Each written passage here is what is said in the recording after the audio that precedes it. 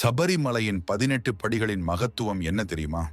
சபரிமலை என்றாலே முதலில் நினைவுக்கு வருவது ஐயப்பனும் 18 படிகளும் தான். 18ஆம் படி ஏறி தரிசனம் செய்வதுதான் முறையான தரிசனம். ஆனால் அந்த 18 படிகளை ஏற வேண்டுமென்றால் முறையான மண்டல பூஜையும் விரதமும் இருக்க வேண்டும்.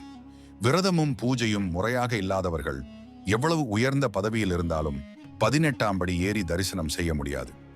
இந்திய சமய நெறிகளில் 18 என்கின்ற எண் மிகவும் தனித்துவமானது. இந்து புராணங்கள் 18, பகவத்கீதையின் அத்தியாயங்கள் 18, மகாபாரத போர் நடந்தது 18 நாட்கள், மகாபாரத பருவங்கள் 18, சித்தர்களின் எண்ணிக்கை 18, தமிழில் கீழ்கணக்கு நூல்கள் 18. 18 படி ஏறி வரும் பக்தர்கள் 5 கோஷங்களையும் சத்வ ரஜோ தமோ என்ற 3 குணங்களையும் கடந்து உள்ளுரையும் ஆத்மாவையே ஐயப்பனாக தரிசிக்கிறார்கள்.